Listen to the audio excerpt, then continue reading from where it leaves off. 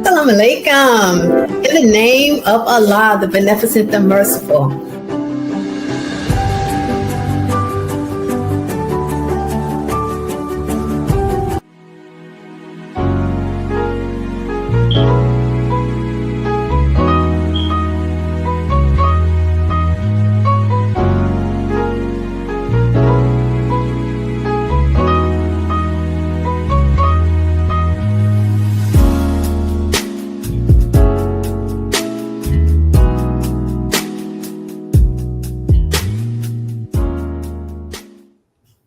Greetings. Welcome back to another episode of the Science of Farming. We are so excited to have you all with us today. In the name of Allah, the Beneficent, the Merciful, I bear witness there's no God but Allah. Muhammad is his messenger. I greet our beautiful audience and our guests and Sister Melody, in the greeting words of peace and paradise of Assalamu alaikum. Walaikum salam, ma'am. Yes, ma'am. I pray you all are doing well. Walaikum salam. Yes, sir. We have such an exciting show today. We are excited to have with us our dear brother Donald, and he's here to talk to us today all about chickens. And as our audience knows, we always talk about how the minister has encouraged us to grow our own food. So that's what this show is about. Growing your own food, and part of that food growing is actually eggs. You're eating eggs, you're growing your chickens. So Brother Donald, who's very, very skilled in this area, is going to talk to us about this. So just to give us a little bit of information about Brother Donald, I'll ask Sister Melody to take it from here. Okay, sis. Yeah, Brother Donald, we're honored to have you. I met you some years back when you visited Philadelphia, and you were traveling to, help distribute the nation bread. And I know we started working together then. We did some work together and been working off and on ever since. And I admire all the work that you do, from construction work to mentoring, and then growing food, of course, and following the instructions of the Most Honorable Elijah Muhammad. So can you tell us a little bit about yourself and what you're doing now, Brother Donald? Yes, ma'am. I was originally born in New Orleans, Louisiana, but my family was from Mississippi. I've been around chickens my whole life. And for the last 40 years, I raised chickens. My daughter, I'm actually working for her right now. She hatched her first chick when she was in first grade, and she's 26 now. So we have a farm here in Fairburn, Georgia. We have 20 acres. We have 200 chickens. And wow. It's a beautiful journey to take, because chickens can be profitable and they're a good source of food. Yes, they are. And so we have so many questions with all of that history and years of experience. Brother Donald, we know that the price of chicken, I was telling Sister Melody on one of our other shows, I went to buy some organic free-range chicken eggs, or free-range eggs, $10 for a dozen. That's insane. Absolutely insane. Now, Brother Donald, can you tell us? And the thing is about... Yes. Go ahead, I was sir. saying the thing about those eggs too, you can never tell how old they are when they're in the store. Sometimes eggs in the store are up to 2 and 3 months old. They refrigerate them and keep them a long time. And even when they say they're free range, they're not always organic. I don't let my chickens eat worms or anything. They're vegetarian fed, but some people feed them larvae or different things, and I don't consider that as vegetarian fed. And you can taste it in the egg. So speaking of feeding, what do you feed when you say vegetarians? What kind of food? Well, I grow cabbage. I grow mustard greens.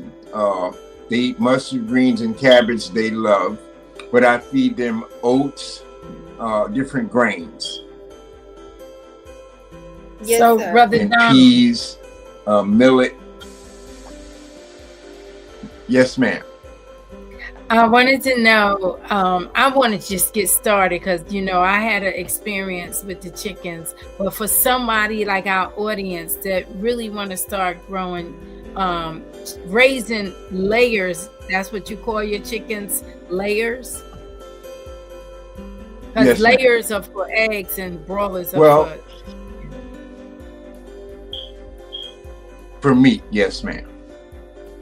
Yeah. Well, So, I selected the Rhode Island Red for eggs because they have the very nicest eggs. They're large, they're clean. The birds themselves are very aggressive, but yet they have the biggest and tastiest eggs. In the 1930s, the Barb Rock was the most prominent chicken. They were called dual purpose. Therefore, they can be used for meat.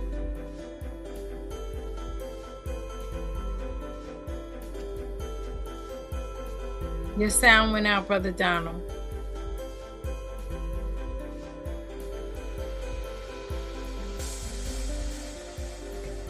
Can you speak again? Can you hear me now? Now, yes, sir. Yeah, my screen is saying technical difficulties. Yeah, I started raising the Rhode Island Reds because they have the best eggs. They're aggressive chicken, and yet they have really beautiful eggs with large, dark brown eggs. The Barb Rock has a lighter color egg, but they're considered a dual purpose chicken. They can be used for meat or for eggs. And I actually breed those. We have a rooster named Freedom, and he's our breeder. So I breed Barb Rock eggs on a regular basis every month. Yes, sir. So starting at the beginning of the process. So how many roosters do you have? Right. I have one rooster for every 25 chickens in the roost. Okay. I have three different breeds. I have the Rhode Island Red, the Barb Rock, and the Buff Orpington. The Buff Orpington is a very quiet bird. I'd recommend them for people who live in the city or somewhere where there's around a lot of people because they're very quiet. Rhode Island Reds are loud, and also the Barb Rocks are loud.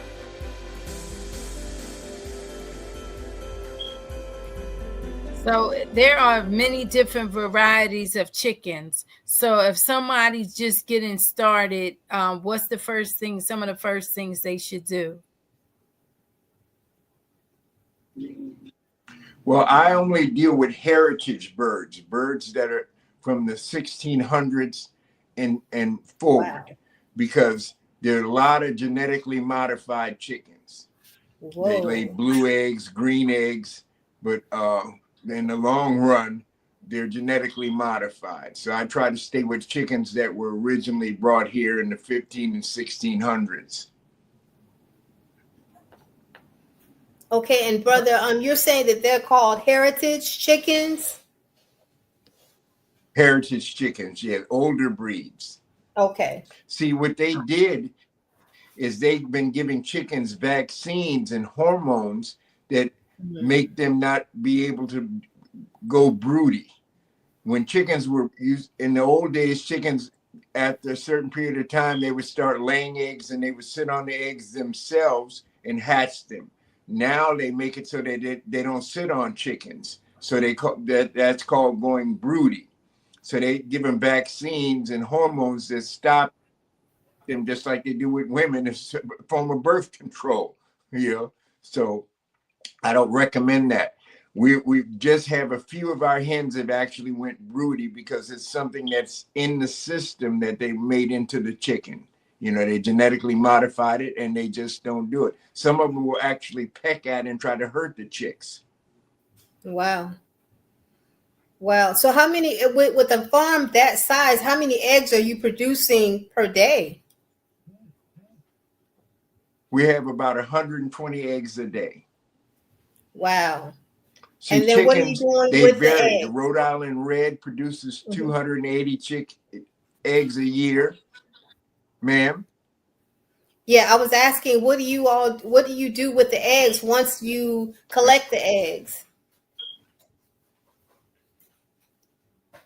Okay, the Barb Rocks I reproduce. I put them in the incubator and I make baby chicks.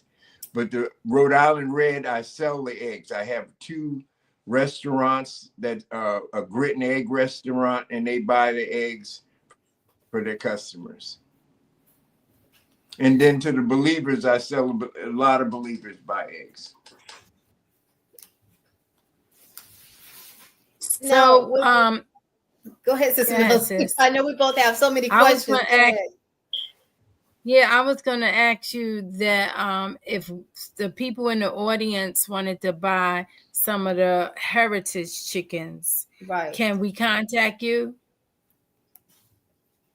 Oh, yes, ma'am. I produce at least 200 to 300 chicks every month. Wow. So now, do you prefer people to buy the chicks? Yeah, we have an incubator that will incubate 1,000. We just don't have that many eggs. So, I'm sorry, ma'am. What did you say? Now, I just wanted to know if you think if you just getting started, should a person purchase the chicks that you just hatched like a week old, like they sell them at Trader, the store, traders or something, or should they get the eggs and do them in an incubator? Well, it depends. If you go in the incubator, you have to have a fertile egg. See, all eggs are not fertile. The eggs that we sell to our customers to eat are not fertile eggs. They have not been exposed to a rooster. When you want eggs to reproduce, you have to expose a hen to a rooster. And after 10 days of being with the rooster, she'll start laying eggs that are fertile. Gotcha. Rashida? Yeah, I was thinking about, because I heard that you were saying that the Rhode Island, they are very loud and they're aggressive. So are they attacking each other? Are they attacking the little chicks? What are they attacking?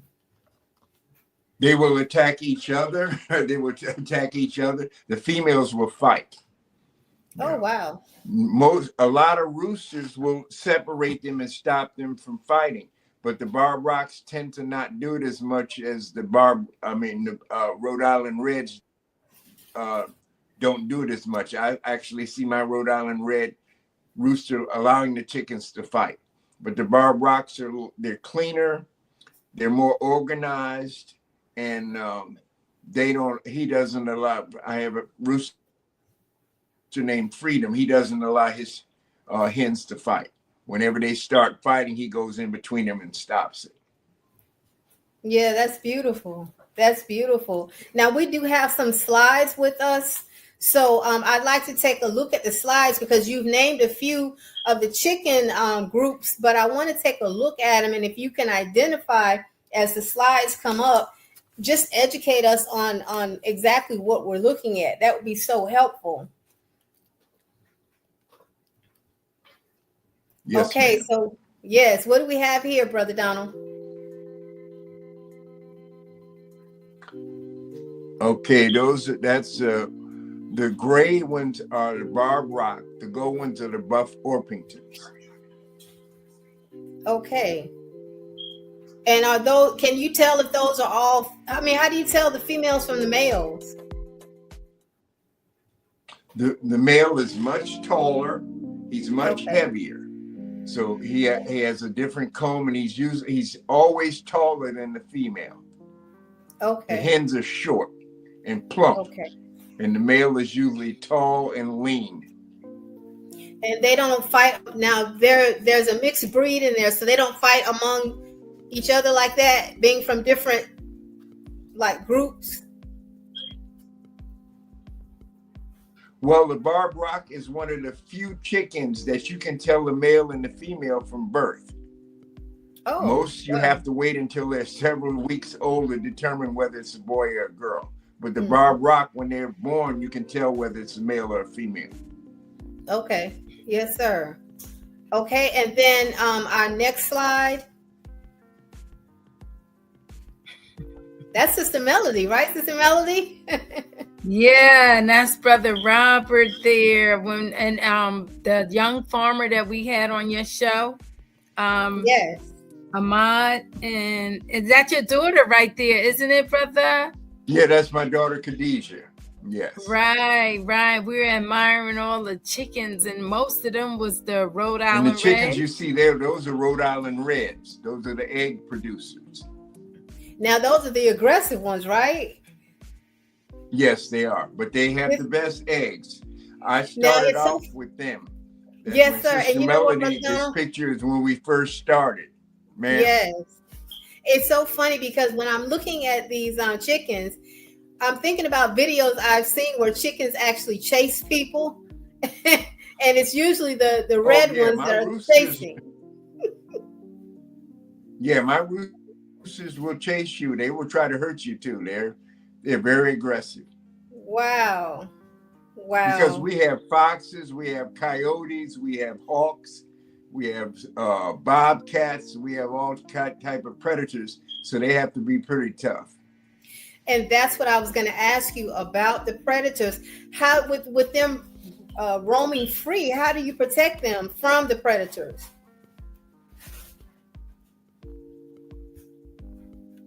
Well, we have nets in the front of each one of our barns so that the hawks cannot fly down. Then I put reflective stickers and different things all around the farm so it kind of distorts the light so they can't see very well.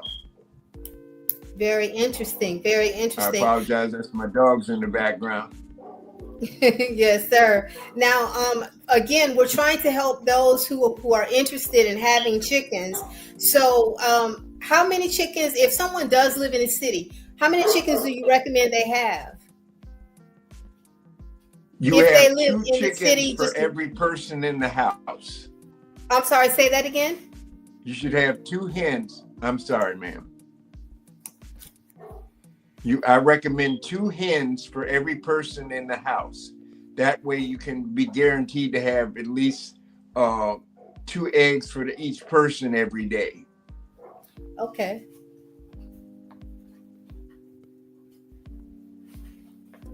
I wanted to. Okay. Go ahead. I'm sorry, Sister Melody. I just wanted to wrap up with this one question. What about space?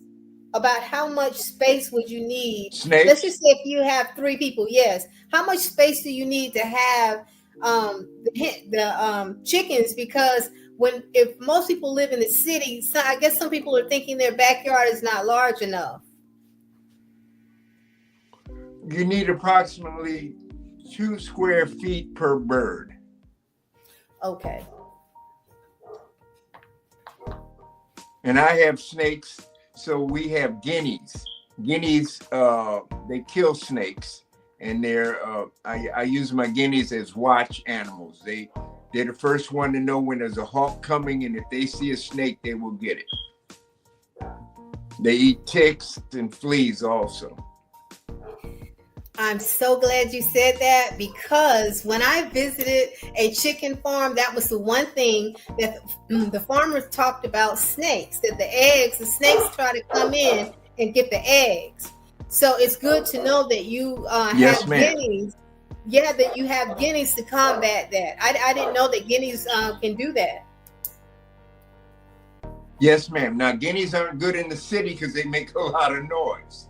Okay. They want to allow you to have them in the city. We're in a rural area, but in the city, it's very difficult to have guineas. So with 200 chickens, about how many guineas do you have? I couldn't hear you, ma'am. I was saying, with about 200 chickens, how many guineas do you have? 4. I have 2 guineas. Guineas, they mate for life, a male and a female. So I have them 1 pair in every barn.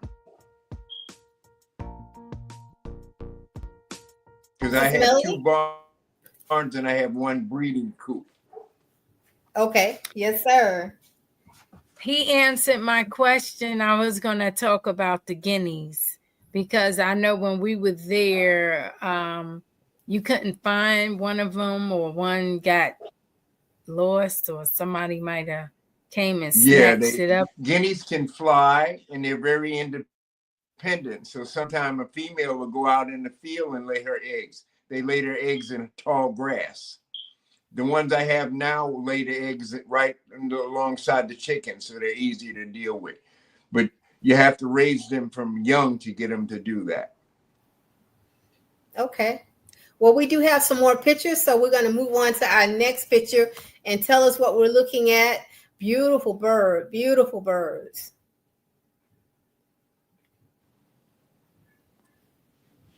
This is on another section of your farm, right? Yeah, that's the Buff Orpington. Those Beautiful. are the quiet birds. I recommend those for people who live in the city. Not the rooster, but the hens, because the rooster is very aggressive. But I have roosters in order to reproduce the chickens. Right. But yes, if you sir. just want eggs, you can get 3 females. If you just want eggs, you get 2 females for every person in the house, and they'll provide you with eggs. They produce about 260 eggs a year each. Wait, you don't need a rooster? If you have the chickens, you don't need a rooster? No, you only use a rooster when you want to reproduce the bird. See, Whoa. you have to think, women go through a monthly thing where the eggs drop. Chickens go through 260 times a year, and they drop eggs. I understand. That makes sense. So I didn't know that. You don't have to have a male to. Yeah, you don't have to. Only time you need a rooster is when you want to reproduce those birds. Good to know. Good to know. Our next picture.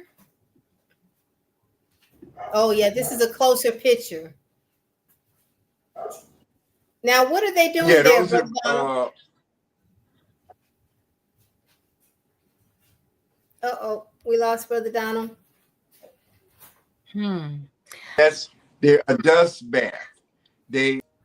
Or you can go to your local feed store. Or, our first ones, we got ours from Pennsylvania, and they mailed them to us. See, the post office ships live chickens. I did not know that. We got 50. Oh, yes, ma'am. Look, we ordered the 50 babies, day old, and they shipped them. And when they got to the post office, they called us, and we went and picked them up. They've been shipping chickens for years, since the early 1900s. Wow. When they first had a post office. How long is the shipping process? 1 to 2 days. See, when the baby chick is born, he eats the afterbirth that's inside of the egg. And that holds him for at least 2 to 3 days. He doesn't need to eat. Okay. Wow. That's very, very interesting. Very, very interesting. Now, so when you get the little chicks, you have to do anything right away to them, or you can transition them to the rest of the other chickens?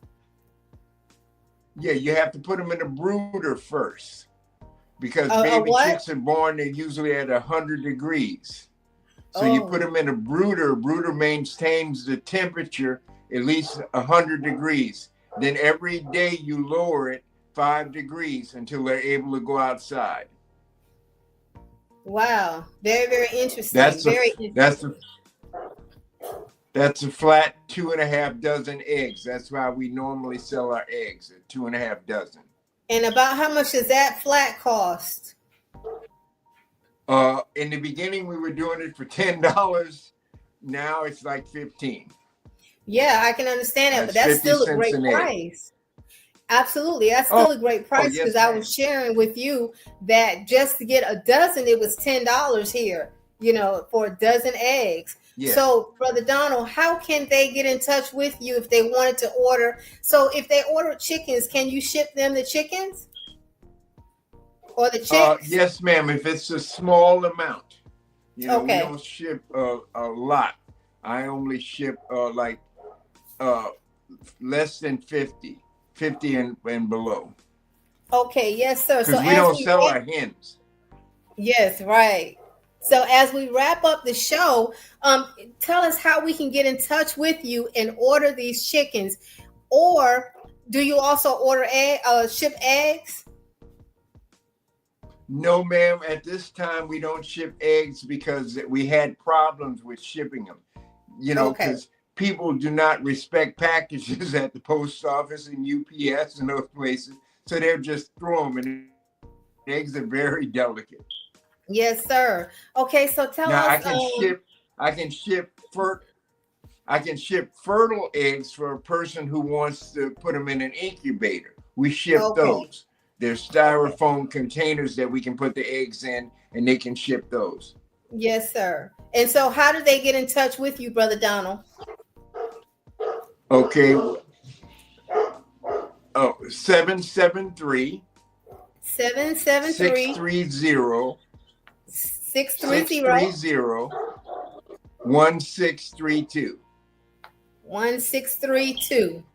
And that's to order chickens, Yes, the little ma'am. chicks. Yes. Yes, ma'am.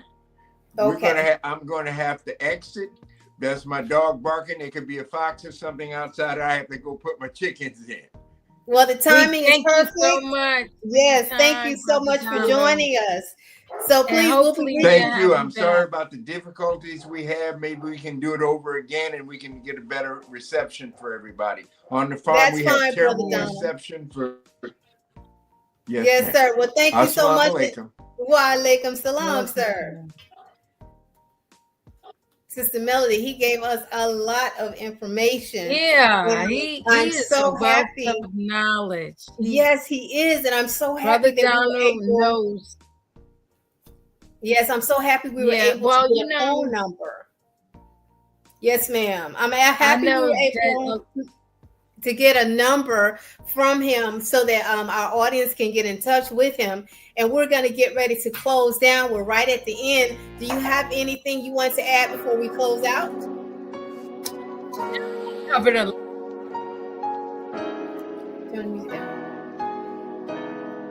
thankful, I know that so many things are going on. When you're on farms, people got to realize sometimes the reception is not the best. So that's going to happen. Unfortunately, with the farmers, they don't have all the highest tech, high-speed internet. So I thank, everybody for their patience. Right. Again, an informative show. And we look forward to having our audience join us again next week. We're always excited. We're always going to continue to grow and encourage each other along the growth process. And we hope that you all have a beautiful evening. And we greet you all in the greeting words of peace and paradise. Assalamu alaikum. Wa alaikum salam, sis.